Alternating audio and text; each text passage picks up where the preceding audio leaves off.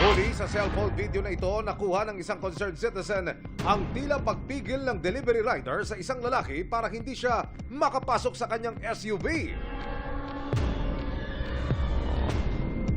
Ilang minuto pa lumipas, walang nagawa ang rider. Nakasakay ang lalaki at tuluyang umalis sa lugar. Ang delivery rider napaupo na lang sa kalsada at napaiyak. Binalibag at kinuha pala ng lalaki ang cellphone ng rider. Yung cellphone ni Kuya, binalibag niya. Ay, dapat habulin niya yun, Kuya. Ang driver ng SUV, armado raw kaya hindi na tinangkang habulin pa ng rider. Matapos ang insidente, agad na tumulog sa PNP San Jose del Monte, Bulacan ang rider na si Raymond. Ang lalaking nakaalitan ni Raymond kinilala ng mga pulis na si Gregorio Glean. Nakumpirma ng San Jose del Monte Police na isang administrative aid ng Land Transportation Office o LTO, San Jose del Monte, Bulacan si Gregorio.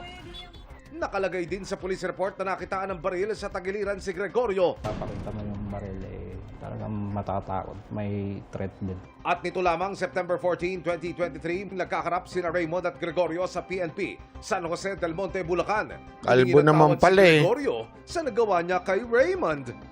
Ako naman kasalanan ko yung sinira ko yung Yun, hingi ng tawad. Dahil kay Libayan, dahil ayaw ni Libayan ng anti-road rage law, ayan, nagkasundo na sila. Tapos ang usapan. Ang saya-saya, di ba, ng buhay? Ang saya-saya ng buhay, di ba? Pagkatapos ng inagrabyado mo yung Grab rider. LTO naman.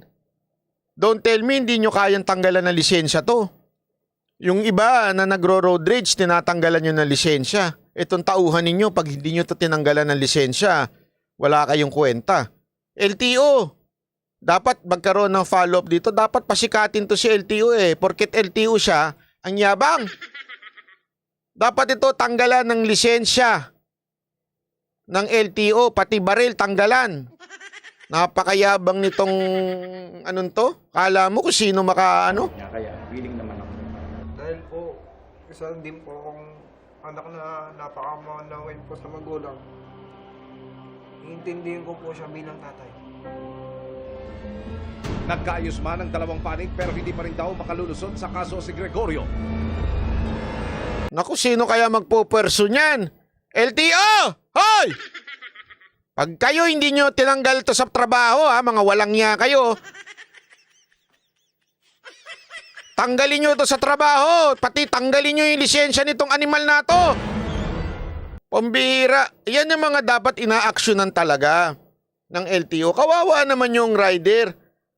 Pagkatapos ganunin, sorry daw. Sorry. Pambihira, oo. LTO naman.